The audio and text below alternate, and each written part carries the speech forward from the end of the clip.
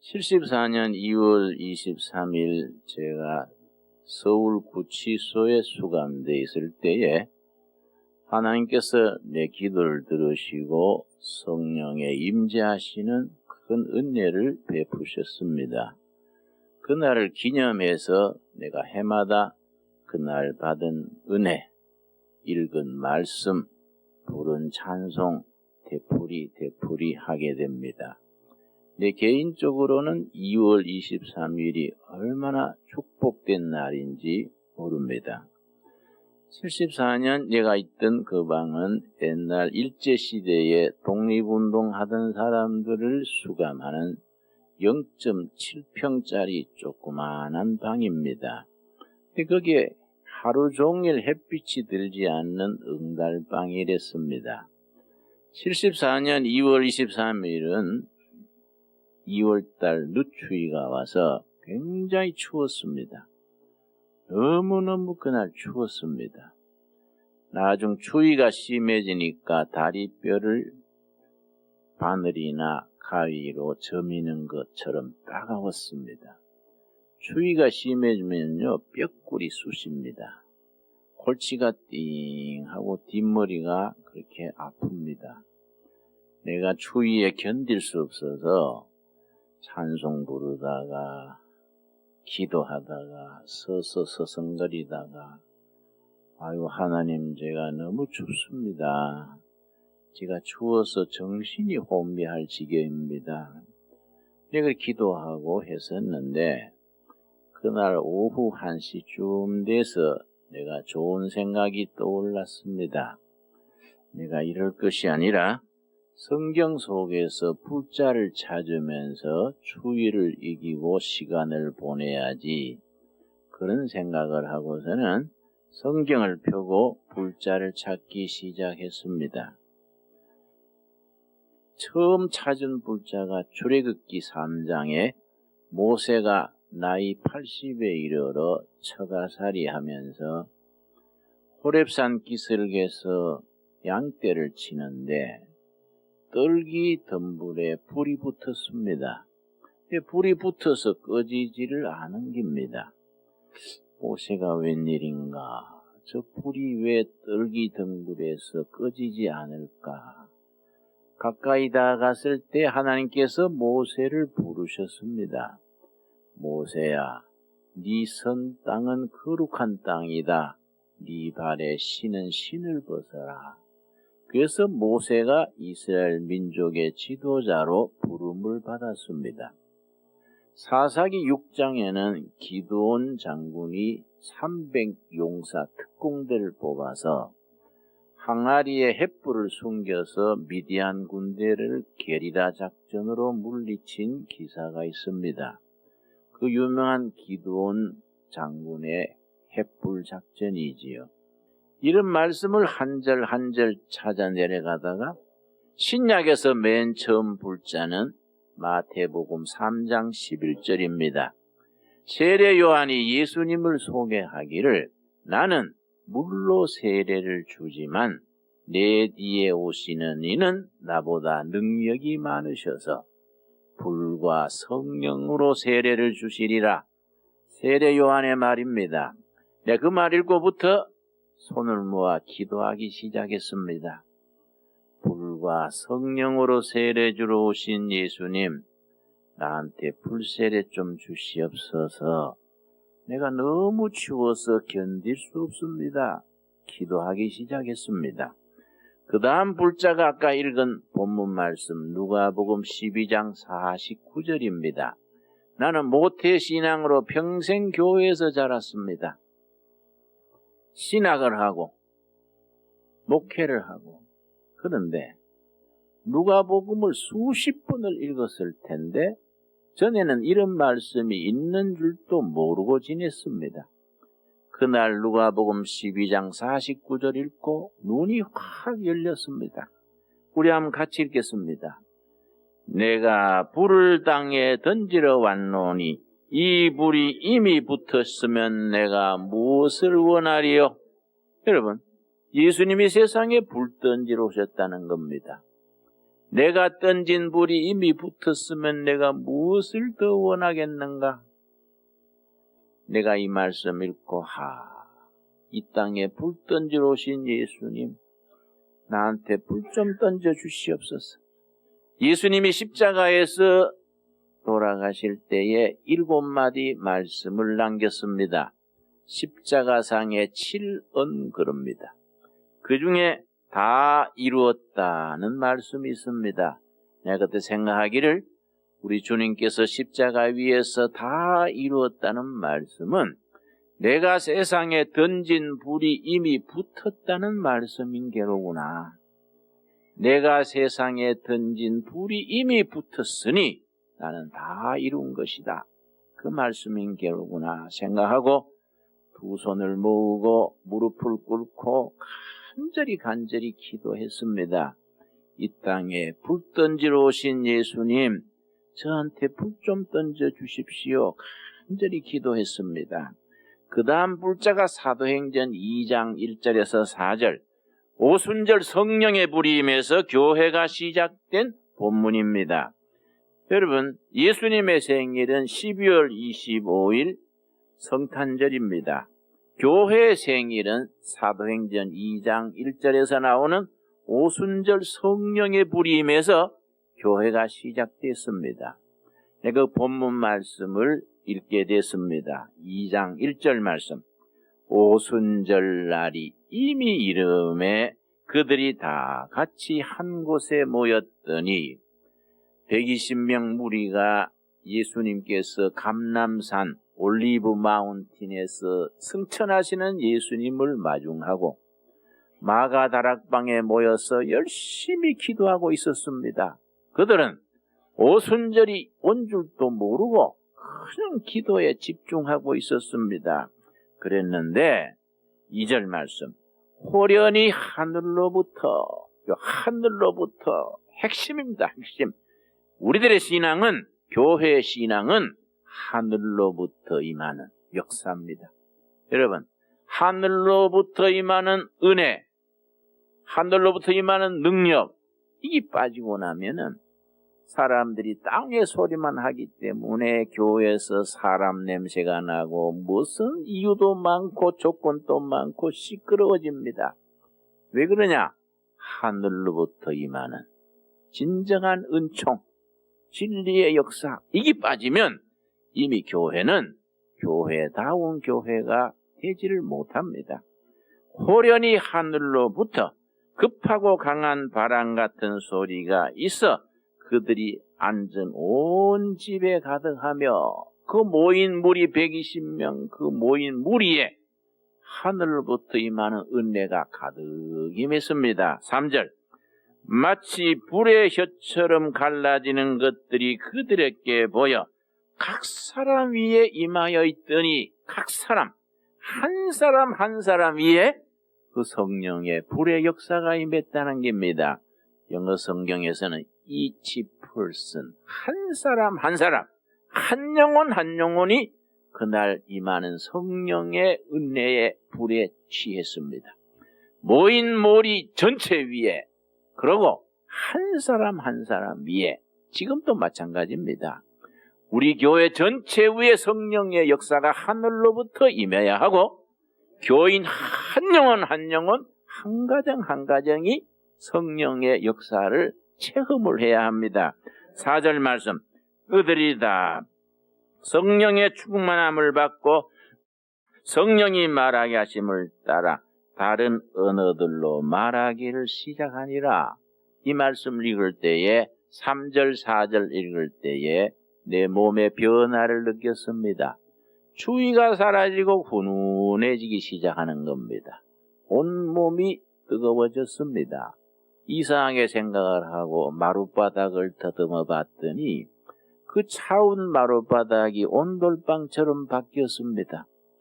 내가 놀래서 사면 벽을 더듬어 보니까 스팀이 들어온 것 같았습니다. 내가 너무 감격했습니다. 우리 예수 주님께서 나도 사람 대접해 주시고 내 기도 들으시고 불러서 함께 하시는구나.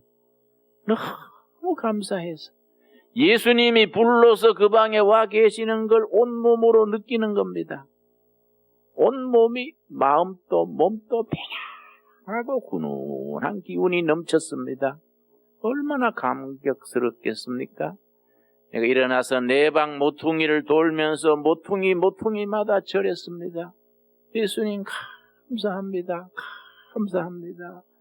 나를 불쌍히 보시고 내 기도 들으시고 불러서 함께 해주시니 너무너무 감사합니다. 내가 눈물을 줄줄 흘리면서 방 모퉁이 돌면서 절했습니다. 한 3시간 이상 꾸준히 지속됐습니다. 그날 저녁에 내가 잠자리에 들었다가 다시 한번 은혜를 받았습니다. 한국은 특별한 나라입니다. 우리나라가 앞으로 통일 한국을 이루고 정말 멋있는 나라가 될 줄로 나는 믿습니다. 왜 특별하냐? 전국의 교도소가 50군데입니다. 내가 살아본 교도소가 4군데입니다. 교도소마다 죄수들 잠재울 때 시침나팔을 꼭 찬송가를 불어줍니다. 찬송가 중에 전능왕 오셔서 우리로 다스려 주시옵소서. 추운 겨울에 밤중에 막 방은 얼어붙듯이 춥고 바람 소리는 요란한데 모범 죄수 3명이 트럼펫들을 배워서 막루에 올라갑니다. 교도소 전체 죄수들 쪽을 향해서 전능왕 오셔서 나팔을 붑니다. 그 나팔 소리 끝날 때까지 전 교도소가 지죽은 듯이 조용합니다. 조용합니다. 그 찬송가가요, 나팔로 들으면 멋있습니다. 전능왕 오셔서 우리로 찬송케 하옵소서. 그게 울려 퍼지면요, 그 추운 겨울에 막 얼어붙는 냉장고 같은 방에서 그 들으면요, 예수님이 공중 나팔로 재림하시는 것 같은 그 신비한 은혜를 느낍니다. 나팔 소리 끝나면은 복도에서 치치! 그럼 좀 잠자리에 드는 겁니다. 치침 나팔 소리 떨어지면요, 꼭 사형수 같은 분들은 창가에 나가서서 어머니를 부릅니다. 치침 나팔 불면 그날은 사형은 지나간 겁니다. 하루 또 살았구나, 그런 생각하는 것 같아요. 그래서 어머니를 불러요. 어머니! 하고 부르면요, 그 어머니를 부르는 소리가 그렇게 가슴에 짠합니다. 근데 이상해요. 아버지 부르는 사람은 한 사람도 없어요. 다 어머니 부릅니다. 어머니. 그날도 옆방에 사형수 청년이 어머니 부른 소리 들으면서 잠자리에 들어갔는데, 저는 74년 1월 17일 날 구속이 돼서 서대문 구치소에 있으면서 매일 밤 9시쯤 되면 중앙정보부에서 사람이 옵니다. 내 재수 번호가 73번 이랬습니다. 73번 나가면 이렇게 포승줄로 묶어서 새카만 차에 태워서 사직터널로 서울시청 앞 프라자 호텔 앞으로 가서 남산에 데려갑니다. 그 지하실에 데려다 놓고 잠을 한숨도 안 재웁니다. 김진호, 너 평양 언제 갔다 와서? 이렇게 시작합니다. 그러면요, 가슴이 철렁합니다.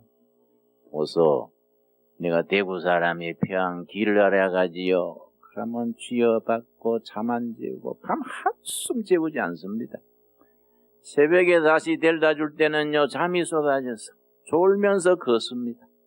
그 해는 눈이 많이 와서요, 고무신 신고 눈을 푹푹 밟으면서 졸면서 걸으니까 신발 속에 눈이 들어가서 양말이 젖고 발이 젖습니다. 방에 들어가서 양말 벗고 발을 말리고 자야 하는데 뭐 그런 정신이 있습니까? 그냥 이불 뒤집어 쓰고 자버립니다. 발이 얼고 동상이 걸렸습니다. 여러분, 동상 걸려봤습니까? 추울 때는 오히려 덜합니다. 발이 이부자리에 가서 녹으면은 가렵기 시작합니다. 밤마다 발 끌다가 잠들곤 해서 발열발가락이 붓고 발바닥이 부었습니다. 밤마다 발을 끓다가 잠들곤 했는데 그날 저녁에는 발이 가렵지를 아니해서 이상하다 생각하고 일어나서 불빛에 발을 비춰보니까 동상이 흔적도 없어요. 깨끗한 발로 바뀌어져 있었습니다. 내가 얼마나 감사한지. 신실하신 성령님께서 낮에 내 기도 들으시고 불로서 함께 하실 때에 내 발의 동상까지 다 고쳐주셨구나. 너무 감사해서 은혜가 막 밀려오는데요. 은혜가 밀려오는 게 밀물설물 같아요. 은혜가 확 민물처럼 밀려오면 몸이 공중에 뜨는 것 같고 심장이 막 터질 것 같습니다. 막 숨이 가빠지고 감당하기 힘들어요. 또 은혜가 확 밀려가고 또 밀려오고, 은혜가 밀려올 때 너무 벅차서 내가 막 내 자신을 가누기 위해서 찬송가를 불렀습니다. 나 같은 죄인 살리신 어메이징 그레이스, 놀라운 은혜. 305장이지요. 목이 터지게 불렀습니다. 그래야 막 심장이 벅찬 걸 견딜 것 같아서. 나 같은 죄인 살리신 그 은혜 놀라워 잃었던 생명 찾았고 광명을 얻었네. 기맥힌 찬송입니다. 하나님께서는 불이십니다. 내 허물과 죄를 소멸하시고 내 젊은 날의 고뇌와 방황, 상처와 아픔도 소멸하시고 원망도 시비도 소멸하시고 내 못난 것도 내 부끄러운 것도 다 소멸하시고 태우시는 불이신 여호와 아버지, 내 인생살이 살면서 허물도 아픔도 다 태워주시옵소서. 간절히 기도하고 정심때 다시 밥이 들어오는 걸 받아서 변소통에 다시 넣고 두 끼째 금식하면서 고린도 후서 5장 17절 말씀, 그런즉 누구든지 그리스도 안에 있으면 새로운 피조물이라. 이전 것은 지나갔으니 보라 새것이 되었도다. 여러분, 기독교 복음의 엑기스입니다. 누구든지 예수 안에 있으면, 그리스도 안에 있으면은, 그 은혜 안에 있으면은 새 사람, 새 인격, 뉴빙, 새로운 존재다.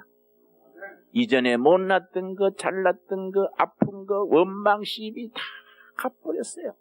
다 십자가 밑에 묻어버리고 보라 새것이 되었도다. 새로운 성품, 새로운 삶, 새로운 인격, 새로운 가정, 보라 새것이 되었도다. 얼마나 위대한 복음의 핵심입니까? 그 말씀 내가 오후에 묵상하면서 두 끼째 금식했습니다. 그날 저녁에 마지막으로 세 끼째 내가 밥을 받아서 변소통에 넣고 갈라디아서 2장 20절 말씀, 내가 그리스도와 함께 십자가에 못 박혀 죽었나니 그런즉 이제는 내가 산 것이 아니다. 이제 내가 사는 것은 나를 위해 죽으신 예수를 믿는 믿음 안에 사는 것이라. 여러분, 아멘 하십니까? 북한말로 접수하세요? 예? 내가 그리스도와 함께 십자가에 못 박혀 죽었나니. 여러분, 복음은 신비입니다. 신비. 신비주의가 아니고 신비 자체입니다. 미스테리 신비입니다. 우리가 지금 2000년대 한국 땅에 살고 있는데 2000년 전에 예수님이 십자가에 죽으실 때에 내가 같이 죽었다는 겁니다. 예수님이 십자가에서 죽으시고 무덤에 묻히시고 사흘째 되는 새벽에 부활하실 때에 우리가 같이 부활했다는 겁니다. 여러분, 믿어집니까? 그래서 신비입니다. 신비. 그 믿음, 그 고백 가지고 자신이 변화돼서 세상을 변화시키며 살다가 천국까지 가는 겁니다. 내가 그리스도와 함께 십자가에 못 박혀 죽었나니 이미 죽어버렸어요. 그런즉 이제는 내가 사는 것이 아니다. 인간이 김진호, 세상적인 김진호, 정욕과 혈기와 부끄러움에 살아가던 김진홍은 죽어버렸다. 나를 위해 죽으신 예수를 믿는 믿음 안에서 사는 새 인생, 새 삶이다. 내가 그 말씀 묵상하면서 금식을 했습니다. 여러분, 저는 해마다 2월 23일이 되면은 꼭 금식을 합니다. 금년은 내일이 2월 23일이기 때문에 또 우리 17기 10일 금식 기간 중이기 때문에 오늘 내일 이틀 내가 금년에는 금식을 해야지. 그러면서 74년 2월 23일 0.7평 독방에 있을 때 받은 은혜, 읽었던 말씀, 부른 찬송 혼자서 부르고 읽으면서 혼자서 부흥회를 하는 겁니다. 여러분, 그날 그 은혜를 되풀이할 때마다 저는 다짐합니다. 내가 30대 중반에 그 젊은 시절에 이런 은혜를 받았는데 정신을 차려야지. 하나님이 나를 이렇게 붙들어 주셨는데 내가 저 정신을 못 차리고 왔다 갔다 하는구나. 하나님 죄송합니다. 지금부터라도 잘해볼게요. 그럼 은혜가 와요. 여러분, 하나님께서 우리 기도를 들으시고 우리에게 자비를 베푸시고 새롭게 하는 역사, 그리스도 안에서 새로워지는 역사를 오늘 또 우리들에게 베푸시기를 원하십니다. 그 은혜를 받아들여야 돼. 그래서 예수님이 뭐라 그랬습니까? 내가 문을 두드리노니 문을 열면 내가 들어가서 너희와 함께 먹고 마시리라. 수고하고 무거운 짐진 자들아 내게로 와라. 내가 너희를 뭐라 그랬습니까? 쉬게 하리라. 여러분, 예수님의 품, 그 은혜 안에서 우리 영혼이, 몸이, 삶이 안식을 누리고 기쁨을 누리는 복된 역사가 있게 되기를 바랍니다. 여러분, 사도행전 2장 1절에 뭐라 그랬습니까? 사도행전 2장 1절.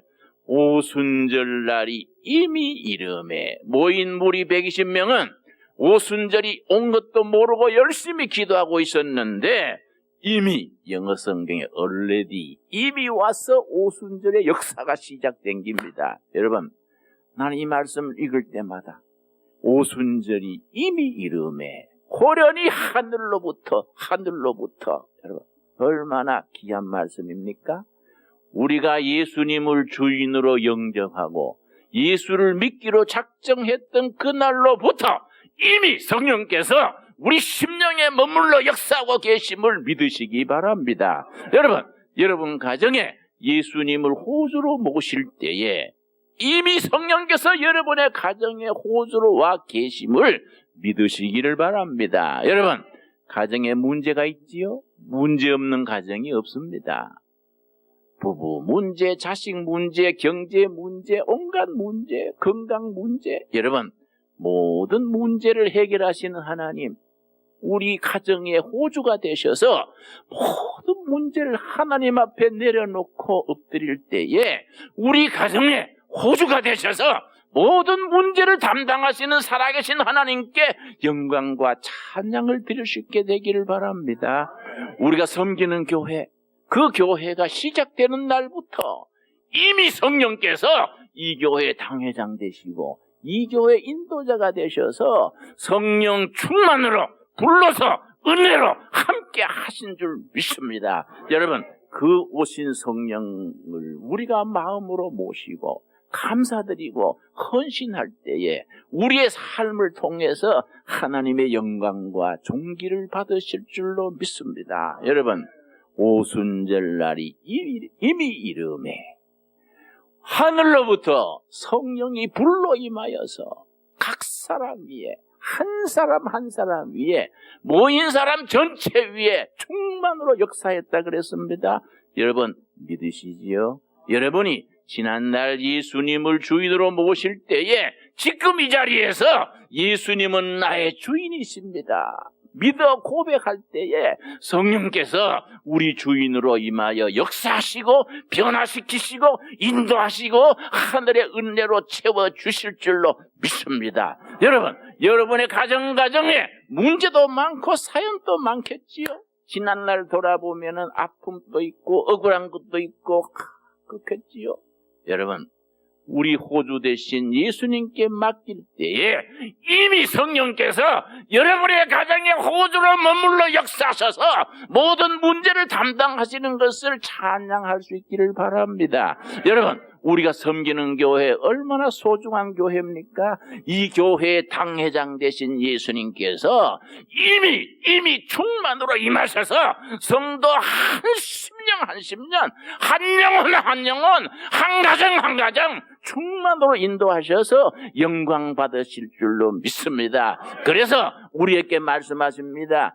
너희가 믿느냐? 믿으면 아버지의 영광을 보리라 하신 그 믿음으로 한 세상 주님 모시고 주님을 가정의 주인으로 모시고 교회의 당회장으로 모시고 이 나라의 대통령으로 모시고 믿음 안에서 승리하는 복된 날을 살다가 천국까지 직행하는 은혜를 누릴 수 있게 되기를 바랍니다.